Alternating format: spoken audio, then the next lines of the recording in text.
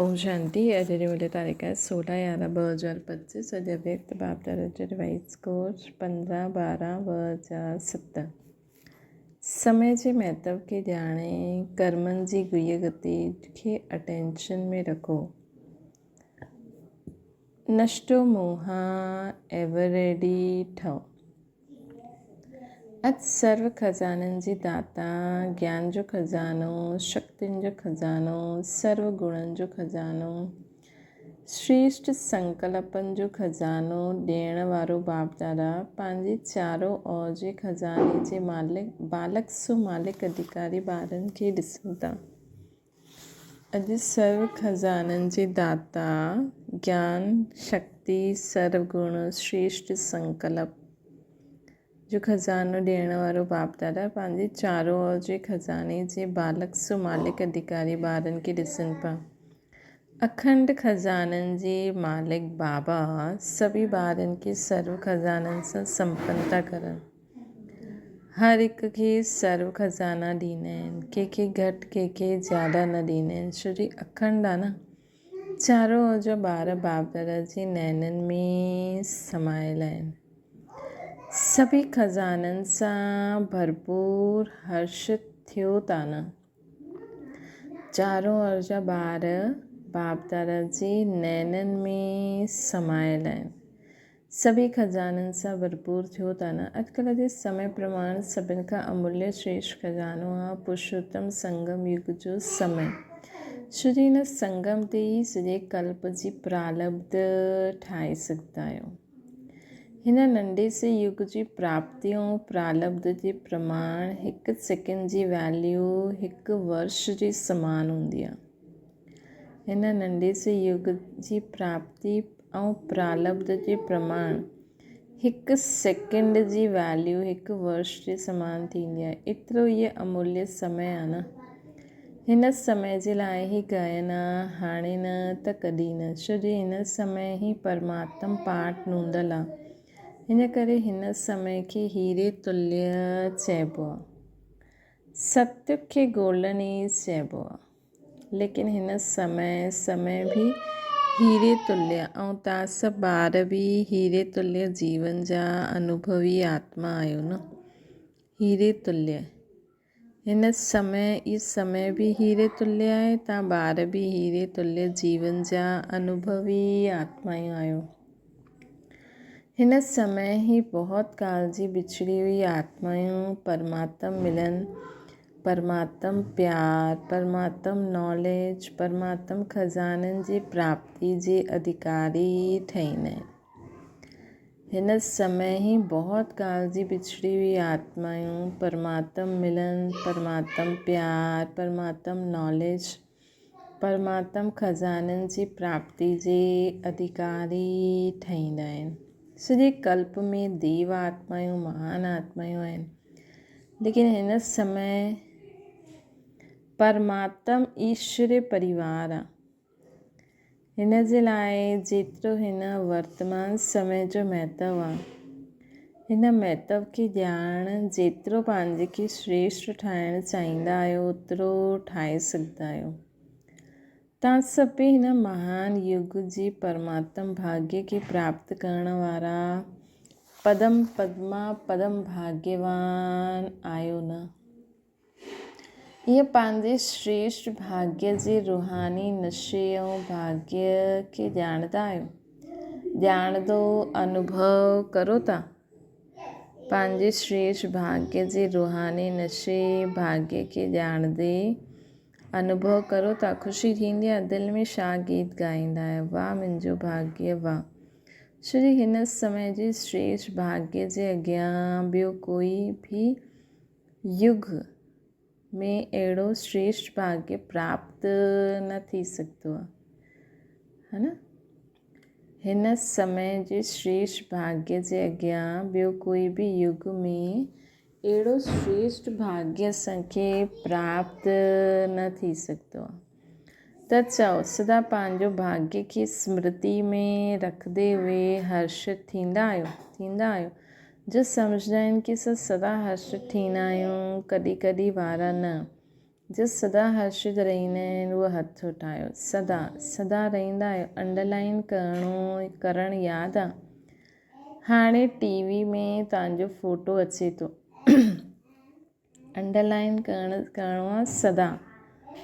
सदा वारनि जो फ़ोटो अचे थो न, मुबारक हुजे। मातायूं हथ उठायो, शक्तियूं हथ उठायो, डबल फोनर्स हथ उठायो। छा शब्द यादि रखंदा आहियो? सदा। कॾहिं कॾहिं वारा त पुठियां अचण वारा, इन करे असां सदा हर्षित जो सम्झंदा आहिनि की असां सदा हर्षित रहंदा आहियूं, उहा हथ उठायो। बाप दादा पहिरियों बि ॿुधायो हुई की समय जी रफ़्तार ॾाढी तीव्र गति सां अॻियां वधे थी। समय जी गति खे ॼाणण वारा पंहिंजे खे चेक करो कि मास्टर सर्वशक्तिवान असांजी गति तीव्र आहे। पुरुषार्थ त सभु करनि था, लेकिन बाप दादा छा ॾिसणु चाहींदा आहिनि? हर बार तीव्र पुरुषार्थ ई हर सब्जेक्ट में पास विद ऑनर्स।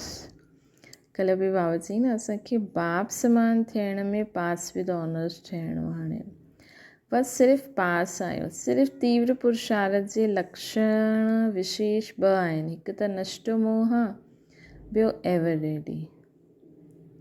कंहिंमें बि मोह न हुजणो खपे। सभिनि खां पहिरियों नष्ट मोह इन देह अभिमान सां मोह नष्ट हुजे।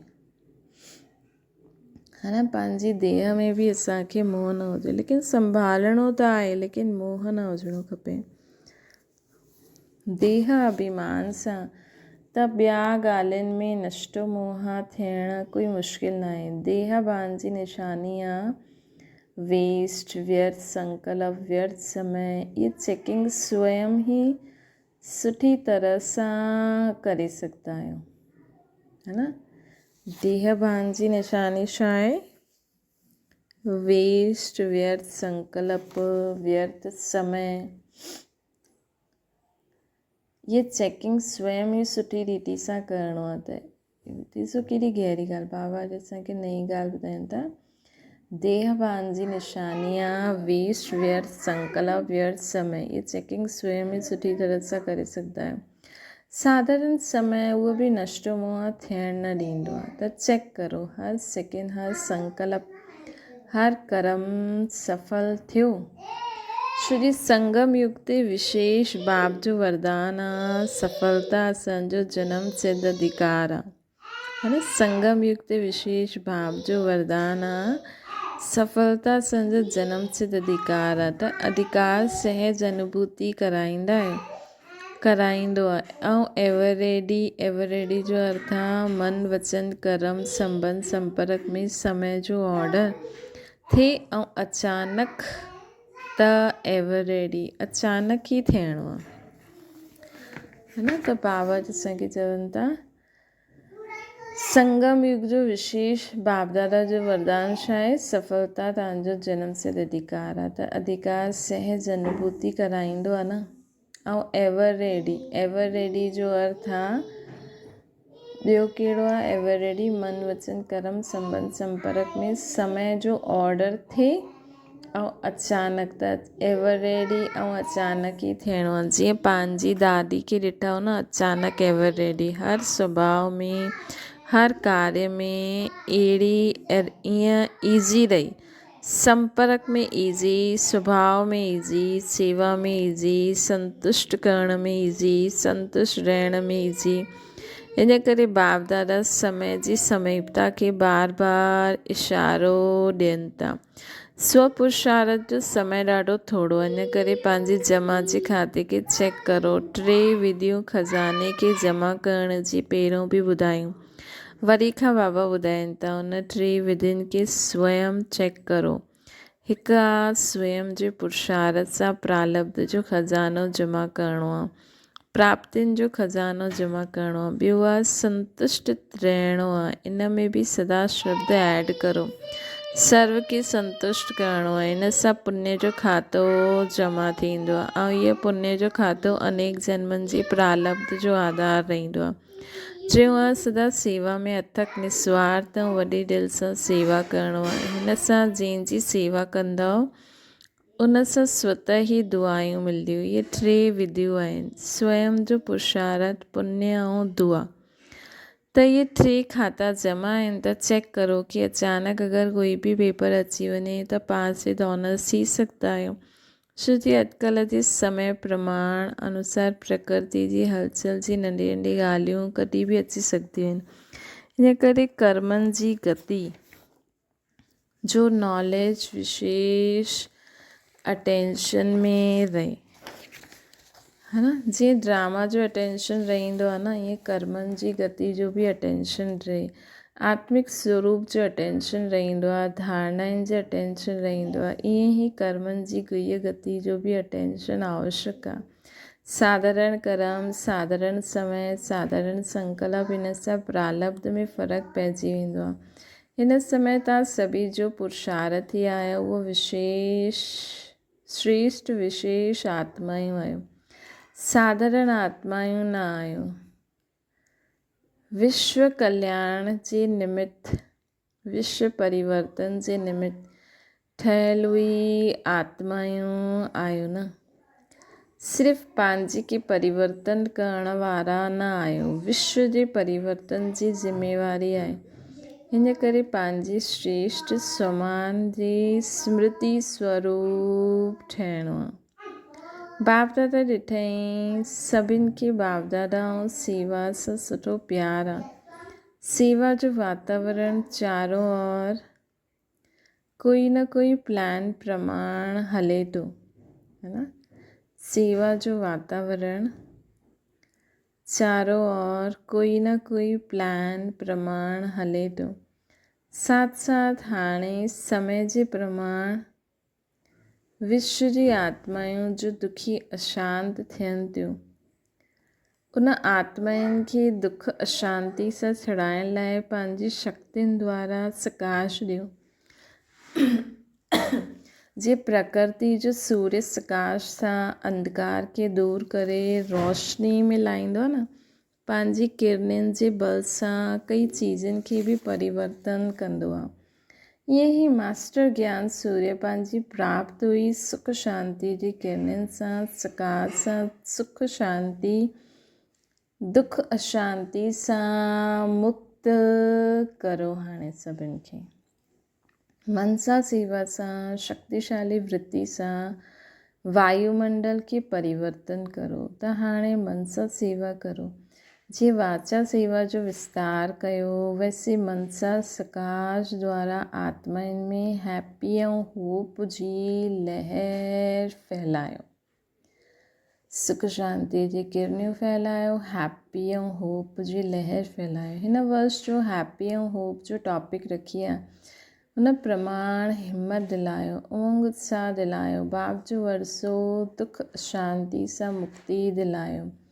हाणे आवश्यकता है सकाश ॾियण जी ज़्यादा आहे। हिन सेवा सां में मन खे बिज़ी रखो त माया जी विजयी आत्मा स्वतः थी वेंदो, है न। त हाणे कहिड़े कम में ख़ुदि खे बिज़ी रखिणो आहे? सकाश ॾियण में। त माया जी विजयी आत्मा स्वतः थी वेंदो। बाक़ी नंढी नंढी ॻाल्हियूं त साइड सीन आहिनि। साइड सीन में कुझु सुठो बि ईंदो आहे, कुझु बुरो बि ईंदो आहे। त साइड सीन खे क्रॉस करे मंज़िल ते पहुचणो हूंदो आहे। साइड सीन ॾिसण लाइ साक्षी दृष्टा जी सीट ते सेट रहो बसि, जो त साइड सीन मनोरंजन थी वेंदो। त एवर रेडी आहियो न? कल्ह बि कुझु थी वञे, एवर रेडी आहियो? पहिरीं लाइन एवर रेडी आहे, कल्ह बि थी वञे त टीचर्स तयारु आहियो? जो सुठो त सुठो आहे, सदा एवर रेडी। इहे वर्ग वारा तयारु आहिनि, जेतिरा बि वर्ग आया आहिनि एवर रेडी आहियो? जेतिरा बि वर्ग आया आहिनि उहे सभु एवर रेडी आहियो? सोचणो आहे, ॾिसणो, दादियूं ॾिसनि थियूं, सभु हथ हिलाइनि था। अच्छा मुबारक हुजे। अगरि न बि आहे त अॼु राति ताईं एवर रेडी थी वेंदो, छो जो समय तव्हांजो इंतज़ारु थो करे। बाप दादा मुक्ति जो गेट खोलण जो इंतज़ारु था करनि। एडवांस पार्टी तव्हांजो आह्वान थी करे, छा न करे सघंदा आहियो। मास्टर सर्वशक्तिवान त आहियो न। दृढ़ संकल्प करो, ये करिणो आहे, ये न करिणो आहे, बसि न करिणो आहे त दृढ़ संकल्प सां न करे ॾेखारियो। मास्टर त आहियो न। मास्टर त आहियो। अच्छा, पहिरीं बार केरु आया आहिनि? जो पहिरीं बार आया आहिनि उहो हथु उठायो, ऊचो हथु उठायो, हिलायो। एतिरा आया आहिनि। अच्छा, जो बि पहिरीं बार आया आहिनि उन्हनि खे पदम गुणा मुबारक हुजे, मुबारक हुजे। बाप दादा ख़ुशि थींदा आहिनि कि कल्प पहिरियों वारा ॿार वरी खां पंहिंजे परिवार में पहुची विया। बाप दादा ख़ुशि थींदा आहिनि कि कल्प पहिरियों वारा ॿार परिवार में पहुची विया। हिन करे हाणे पुठियां वारा कमाल करे करे ॾेखारिणो। पुठियां न रहणो आहे। पुठियां आया आहियो लेकिन पुठियां न रहणो आहे, अॻियां खां अॻियां रहणो आहे। हिन जे लाइ तीव्र पुरुषार्थ करिणो पवंदो। हिमत आहे न, हिमत आहे। अच्छा, हिमत बच्चे, मदद बाप दादा ऐं परिवार।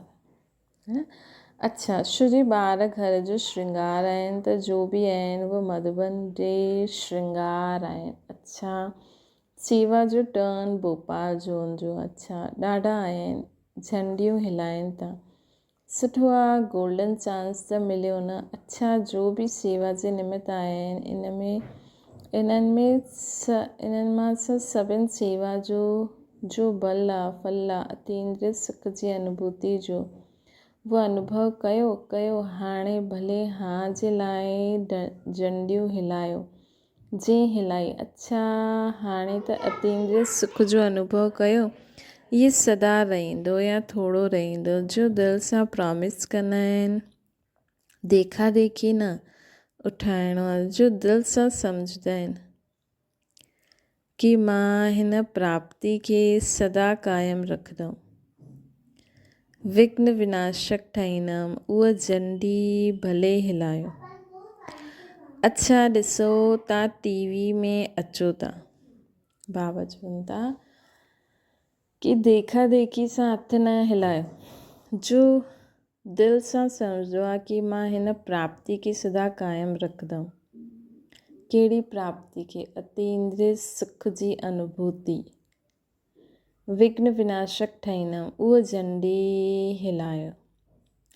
अच्छा, ॾिसो तव्हां टीवी में अचो था न, पोइ इहे टीवी जो फ़ोटो भेजदासीं। अच्छा, इहे चांस जो रखियो आहे उहो ॾाढो सुठो आहे। चांस वठण बि ख़ुशी सां आहे। टर्न बाय टर्न सभिनि खे खुली दिलि सां छुटी बि मिली वेंदी आहे अचण जी। अच्छा, हाणे कमाल छा कंदव? 2008 में तव्हांखे प्रत्यक्ष करे ॾेखारींदासीं। कंहिं चयो? अच्छा, हिकु ॿ खे सहयोग ॾेई करे हिन वाइदे खे पूरो करिणो आहे। ज़रूरु कंदव। मास्टर सर्वशक्तिवान जे लाइ कोई बि वाइदो निभाइण कोई वॾी ॻाल्हि न आहे। सिर्फ़ु दृढ़ता खे साथी ठाहे करे रखिणो आहे। दृढ़ता खे कॾहिं न छॾिणो आहे, छो जी दृढ़ता सफलता जी चाबी आहे। त जिते दृढ़ता हूंदी उते सफलता आहे ई। ईअं न करे करे ॾेखारे। बाप दादा खे बि ख़ुशी आहे। अच्छा, ॾिसणो आहे केतिरनि खे चांस मिलंदो आहे। अधु क्लास त सेवा करण वारनि जी तरफ़ थी वेंदी आहे। अच्छा, ॾिसो साकार बाबा हूंदे उहे बि सुठो पाठ वॼाई। पहिरियों म्यूज़ियम हिन रमेश भाई तयारु कयो हुई त ॾिठो साकार बाप जी दुआयूं सॼे जोन खे आहिनि। हाणे कोई नवीनता करे ॾेखारियो। हाणे ॾाढो समय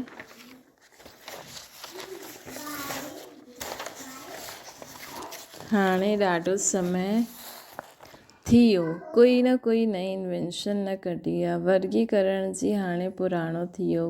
प्रदर्शनियूं, मेलो, कॉन्फ्रेंस, स्नेह मिलन सभु थी विया। हाणे कोई नई ॻाल्हि कढो। शॉर्ट एंड स्वीट, ख़र्च कम, सेवा ज़्यादा। राय बहादुर आयो न, त राय बहादुर नई राय कढो। जीअं प्रदर्शनी निकिती या मेलो निकितो, पोइ वर्गीकरण निकितो। ये कोई न कोई नई इन्वेंशन कढो। ॾिसंदासीं कोई निमित ठहींदो आहे। अच्छा आहे, सुठो आहे, हिमत वारा। इन करे बाप दादा हिमत रखण वारनि खे सदा एडवांस में मदद जी मुबारक ॾियनि था। अच्छा हाणे हिकु सेकेंड में सभी ॾाढी मिठी मिठी स्वीट साइलेंस जी स्टेज जे अनुभव में खोइजी वञो। बाबा बाप दादा ड्रिल कराए चारों ओर जी सर्व तीव्र पुरुषार्थी। अच्छा सदा चारों ओर जी सर्व तीव्र पुरुषार्थी सदा दृढ़ संकल्प द्वारा सफलता के प्राप्त करण वारा सदा विजय जे तिलकधारी बाप दादा जे दिल तख्तधारी डबल ताजदारी विश्व कल्याणकारी सदा लक्ष्य ऐं लक्षण के समान करण वारा परमात्मा प्यार जे पालना वारा अहिड़ा सर्वश्रेष्ठ ॿारनि खे बाप दादा जो यादि प्यार दिल जी दुआयूं नमस्ते। दादियुनि सां बाप दादा ॻाल्हाइनि था, ॿार हाज़िर आहिनि त बाप बि हाज़िर ई आहिनि। न बाप ॿारनि सां दूरि थी सघंदो आहे, न ॿार बाप सां दूरि थी सघंदा आहिनि। वाइदो आहे साथ आहिनि साथ हलंदासीं। अधु कलाक ब्रह्मा बाप सां साथ रहंदा। दादी जानकी जी चई उहा बि शिव बाबा बि त समायल उहो साथ में आहे न। तव्हांजी अनुभूति ठीकु आहे, हाणे त गैरेंटी आहे, लेकिन जॾहिं राज्य कंदा त न ईंदा।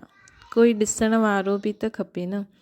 मथे मन कीअं लॻंदो ड्रामा में, मथे मन कीअं लॻंदो के बाबा को पुछो। ड्रामा में पार्ट आहे, ब्रह्मा बाप त साथ आहे न। ॾिसो ड्रामा छा कंदो। वरदान आहे वरदान रिज़ल्ट द्वारा हर कर्म व बोल में रियलिटी ॾेखारण वारा फर्स्ट डिवीज़न जा अधिकारी ठहो। रियलिटी अर्थात पंहिंजे असली स्वरूप जी सदा स्मृति।